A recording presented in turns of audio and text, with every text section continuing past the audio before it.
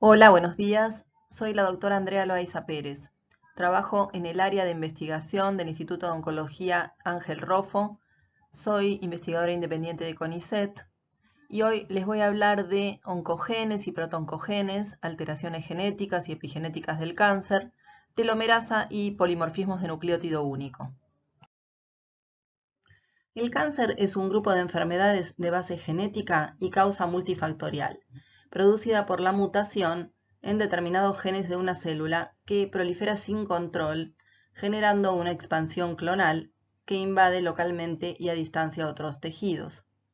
Básicamente hay tres familias de genes involucradas en la aparición de un tumor: los oncogenes, que inducen proliferación celular; los genes supresores de tumor, que inhiben la proliferación celular; y los genes reparadores del ADN. Cuando hay mutaciones en los genes supresores de tumor, hay pérdida de función. Por lo tanto, esta inhibición de la proliferación no va a poder ocurrir y lo que se induce, por lo contrario, es la proliferación celular. En el caso de las mutaciones en los genes reparadores del ADN, se pierde la posibilidad de reparación de errores en la síntesis de ADN. Por lo tanto, estos errores se van a transmitir a las células hijas, dando lugar a la formación de tumores. La transformación de una célula y el desarrollo del crecimiento neoplásico requiere de cambios moleculares acumulativos en varios genes críticos distintos. La activación de oncogenes y la inactivación de genes supresores se puede dar por dos mecanismos. Puede ser por alteraciones genéticas o alteraciones epigenéticas. En las alteraciones genéticas hay cambios en la estructura del ADN, es decir, mutaciones. En el caso de las alteraciones epigenéticas, la estructura del ADN no se va a ver alterada, pero va a haber cambios en los grupos que están asociados al ADN, y estos grupos van a generar silenciamiento u expresión de los genes. Dentro de los cambios epigenéticos tenemos las metilaciones en islas CpG, por ejemplo, que son secuencias repetitivas en promotores de genes ricas en citosina y guanina. También metilación de histonas de la cromatina y metilación en genes supresores. En todos los casos, la metilación produce un silenciamiento de la expresión génica. Por otro lado, tenemos las acetilaciones de histonas, que inducen transcripción del ADN, o sea, expresión génica. Por lo contrario, las deacetilaciones, o remoción de grupos acetilos del ADN, producen silenciamiento de genes. Los inhibidores de histona deacetilasa, como el vorinostat, se utilizan en la clínica como antitumorales, que inducen reexpresión de genes. En tejidos normales hay un equilibrio entre la expresión de los protooncogenes y la expresión de los genes supresores tumorales. Por un lado, los protooncogenes inducen proliferación y por otro lado los genes supresores van a estar inhibiendo estos mecanismos de proliferación como para que no haya una proliferación excesiva de células en este tejido. Cuando se produce alguna alteración en el protooncogen que lo lleva a formar un oncogen, la balanza se va a inclinar hacia el lado de la proliferación celular. Es decir, que va a haber una expansión del número de células en el tejido que van a formar un tumor. Los protooncogenes codifican para proteínas que pueden influenciar el ciclo celular, favoreciendo procesos de proliferación, o pueden disminuir los procesos de muerte celular, por ejemplo la apoptosis. ¿Qué es un oncogen? Es un protooncogen que ha sufrido una alteración genética. En todos los casos, su expresión es dominante, es decir, que su alteración genotípica tiene siempre una expresión fenotípica, no importando que sea solo un alelo comprometido en esta alteración. Hay ganancia de función a nivel proteico. Los oncogenes se clasifican tomando en cuenta su localización subcelular y su función. Tenemos entonces dentro de los oncogenes los factores de crecimiento como el epidermal growth factor y otros, los receptores de factores de crecimiento como el receptor de EGF o ERB, moléculas de transducción de señal como RAS, RAF, factores de transcripción como MYC, FOS y JUN, y moléculas de inhibición de apoptosis como BSL2. Vamos a ver algunos de los mecanismos genéticos de activación de protooncogenes. Por un lado, pueden producirse amplificaciones del gen, es decir, se forman varias copias del mismo gen y luego de la transcripción se obtiene una proteína normal sobreexpresada. También pueden darse de lesiones o mutaciones puntuales en el gen y luego de la transcripción y traducción producirse una proteína hiperactiva que puede estar en cantidades normales y también se dan rearreglos cromosómicos o translocaciones. Puede ocurrir que haya una translocación y un promotor cercano pueda producir la sobreexpresión de la proteína normal, o también puede darse que el tipo de translocación lleve a la formación de una proteína quimérica hiperactiva. Vamos a ver algunos ejemplos de esto a continuación. Los protooncogenes aparecen amplificados en células tumorales humanas frecuentemente. Fundamentalmente esto se da en 3 familias de genes: los genes ERB, que son receptores de factores de crecimiento, en la familia de genes de RAS, y MYC, es un factor de transcripción. Todos estos genes están involucrados en la proliferación celular. El nivel de estas proteínas se incrementa luego de la amplificación, estimulando la proliferación. En el caso del gen del receptor de factor epidermal de crecimiento humano o ER2, se da una amplificación. Este gen está presente en el cromosoma 17, se generan varias copias de este gen y esto va a dar lugar a que haya varias copias de la proteína ER2 en la célula. Al tener función de receptor de factor epidermal de crecimiento, esta célula va a estar superestimulada para la proliferación. La sobreexpresión de ER2-Neu se utiliza como blanco molecular para el tratamiento del cáncer de mama. Se han producido anticuerpos que apuntan a este blanco molecular, ER2-Neu, y bloquean este receptor. Por ejemplo, el trastuzumab o Herceptin se utiliza en la clínica para tratar pacientes de cáncer de mama que sobreexpresan ER2-Neu y de esta manera detienen la proliferación celular. Las proteínas RAS son un conjunto de interruptores reguladores moleculares muy importantes en una gran variedad de rutas de transmisión de señales celulares que controlan diferentes fenómenos como la integridad del citoesqueleto, la proliferación celular, diferenciación, adhesión, migración celular y la apoptosis. Tanto el gen como la proteína RAS a menudo están alterados en los tumores malignos, provocando un aumento en la capacidad de invasión y metástasis y una disminución de apoptosis. La proteína RAS es una proteína G monomérica, una GTPasa con actividad reguladora GTP hidrolasa, que alterna dos conformaciones estructurales. Una forma activada donde la proteína RAS está unida al guanosintrifosfato o GTP, llamada RAS-GTP, y otra forma inactivada donde la proteína RAS está unida al guanosintrifosfato o GDP, llamada RAS-GDP. La proteína RAS se activa por diferentes factores de intercambio de nucleótidos de guanina o GEF, que a su vez son proteínas también activadas por señales mitógenas y activadas en forma directa por la misma RAS por retroalimentación o feedback.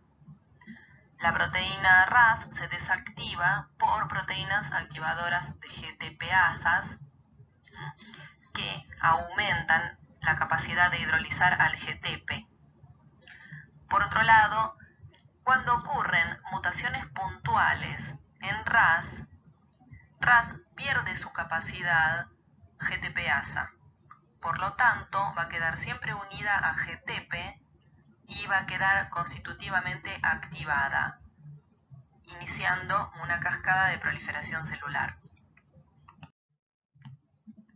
La proteína RAS está unida a la membrana celular y es un componente clave en muchas rutas en las que la unión de los factores de crecimiento con sus receptores celulares provocan diferentes vías de transducción de señales como efectos mitogénicos que afectan a la proliferación y diferenciación celular. En particular, RAS activa la vía de las proteínas quinasas activadas por mitógenos o MAP quinasas, que a su vez van a activar a otras proteinquinasas y genes reguladores de proteínas involucradas en la proliferación celular. Las mutaciones en la familia de los protooncogenes RAS, que comprende HRAS, NRAS y KRAS, son muy frecuentes, encontrándose entre el 20 y el 30% de todos los cánceres humanos. Por ejemplo, KRAS está mutado produciendo una sobreactivación en el 90% de los cánceres de páncreas, lo cual muestra claramente la gran importancia de la familia RAS en el cáncer. Se piensa que desempeña funciones de proliferación y supervivencia celular. Bueno, ahora vamos a ver cómo otros productos de oncogenes, como los receptores de factores de crecimiento, pueden estar alterados por mutaciones o cambios genéticos y de esta manera van a inducir mecanismos que llevan a la proliferación celular. Otros ejemplos de mutaciones puntuales son las que ocurren en los oncogenes que van a dar receptores de factores de crecimiento epidermal. Puede darse una mutación que genere la pérdida del dominio extracelular del receptor de EGF y este cambio produce una activación constitutiva de la tirosinquinasa en el dominio citoplasmático, imitando a un receptor de EGF siempre ocupado por un ligando y estimulando la proliferación celular en forma continua. Por otro lado, puede activarse el receptor de EGF por una mutación puntual que cambia valina por glutamina en el dominio transmembrana y este dominio codifica dimerización y autofosforilación. Vamos a ver entonces cómo el receptor del factor epidermal de crecimiento puede ser tomado como un blanco molecular para terapias antitumorales. Numerosos tumores sobreexpresan este receptor, entre ellos el cáncer colorectal, un 70% de estos tumores sobreexpresa el receptor de EGF, y para el tratamiento de estos tumores se utilizan anticuerpos monoclonales como el cetuximab y panitumumab, que interactúan con el sitio de unión al ligando del receptor de EGF, o anticuerpos como el gefitinib o erlotinib, que son moléculas pequeñas que atraviesan la membrana e inhiben el sitio tirosina quinasa del receptor de EGF, el dominio intracelular.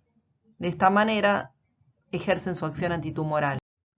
Tenemos dos isoformas del receptor de EGF, el ERBI1 y el ERBI2, que es el receptor de EGF humano, también llamado ER2-neu. Estas isoformas forman homodímeros o heterodímeros. Tenemos moléculas pequeñas como el lapatinib que puede atravesar la membrana plasmática y unirse al dominio intracelular o dominio tirosina quinasa, tanto de homodímeros como de heterodímeros. De esta manera, el lapatinib tiene una eficacia aumentada en la inhibición del receptor de EGF con respecto a otros agentes como el trastuzumab, que se une solamente al ER2-neu, como ya habíamos mencionado. Como ejemplo de rearreglos cromosómicos o translocaciones, vamos a ver lo que ocurre en la leucemia mieloide crónica. Va a haber una translocación recíproca entre los cromosomas 9 y 22. Se va a formar un cromosoma 9 de mayor tamaño y un cromosoma 22 de menor tamaño o cromosoma Filadelfia. La proteína que se va a producir finalmente, cuando se transcriba este gen del cromosoma Filadelfia, va a ser una proteína de fusión que está activa permanentemente y va a producir un descontrol en la regulación del ciclo de división celular. Y esto es lo que ocurre en la leucemia mieloide crónica. En el caso del linfoma de Burkitt, se da una translocación del cromosoma 8 al cromosoma 14. El gen de MYC contenido en el cromosoma 8 va a translocarse al cromosoma 14, que es un gen de inmunoglobulina, con lo cual se transcribe activamente en el linfoma y se van a formar muchas copias de MYC. De esta manera va a haber una transcripción incrementada y como efecto de esto una proliferación de estas células incrementada, que es lo que ocurre en el linfoma de Burkitt. Habíamos mencionado en el comienzo de la clase que algunos oncogenes tienen la función de inhibir la apoptosis. Este es el caso de BSL2. Existe una familia de proteínas BSL2. En esta familia están BAX, BAD y BID, que son proapoptóticas y favorecen la liberación del citocromo C en la mitocondria, y la proteína BSL2, que tiene función antiapoptótica y que inhibe la liberación del citocromo C en la mitocondria, inhibiendo la vía intrínseca de apoptosis. Se han realizado experimentos in vivo para ver la resistencia a drogas por expresión de BSL2. En ratones trasplantados con células de linfoma marcadas con proteína fluorescente verde, que luego son tratados con ciclofosfamida, podemos ver lo siguiente. En el control, los ratones que tenían una expresión normal de BSL2, cuando estos tumores eran tratados con ciclofosfamida, había una reducción de la masa tumoral. Ahora, en los ratones que sobreexpresaban BSL2, no había reducción de la masa tumoral, incluso después del tratamiento con ciclofosfamida. Es decir, que BSL2 estaba inhibiendo la muerte celular por apoptosis y por eso se producía la resistencia a drogas. Bueno, a manera de síntesis, aquí tienen un cuadro que pueden ir leyendo por su cuenta, lo vamos a pasar rápidamente, donde se enumeran distintos oncogenes, distintos protooncogenes que pasan a ser oncogenes luego de sufrir una alteración genética, distintos tipos de alteraciones genéticas que fuimos viendo a lo largo de la clase, y los tumores asociados a estas alteraciones. Por último, les quería comentar que cuando se activa la vía de señalización de factores de crecimiento y como consecuencia la vía de RAS y MAP quinasas, se activa el ciclo celular, es decir, la proliferación celular. Hay proteínas que regulan el ciclo celular, como la ciclina D, que también son protooncogenes que van a activarse para dar oncogenes. Hay numerosos oncogenes involucrados en la regulación del ciclo celular y también genes supresores tumorales que modulan este ciclo. Vamos a comentar ahora la función de la enzima telomerasa. ¿Qué son los telómeros? Son los extremos de los cromosomas. Allí hay secuencias repetitivas, no codificantes, formadas por 6 pares de bases aproximadamente, y hay proteínas asociadas a esas secuencias. En células normales, los telómeros se van acortando en cada fase S. del ciclo celular. Esto se debe a que la replicación del ADN es bidireccional, la polimerasa se mueve en el sentido 5' a 3' y requiere de un primer o iniciador. Cada ciclo de replicación deja en el ADN aproximadamente entre 50 y 200 pares de bases sin replicar en los extremos 3'. Es decir, que esos extremos en el nuevo cromosoma van a estar más cortos.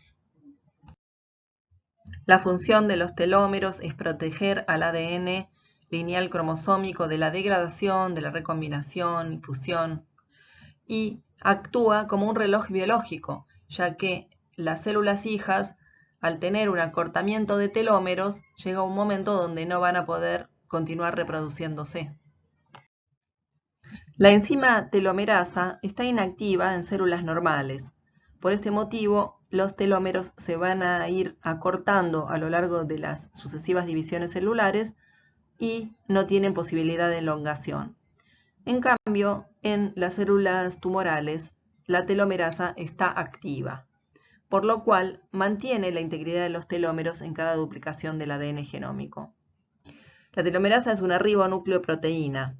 En su estructura contiene dos componentes, el catalítico, que es la transcriptasa reversa, y el componente de ARN, que es un templado con el cual va a poder ir sintetizando las cadenas en los telómeros.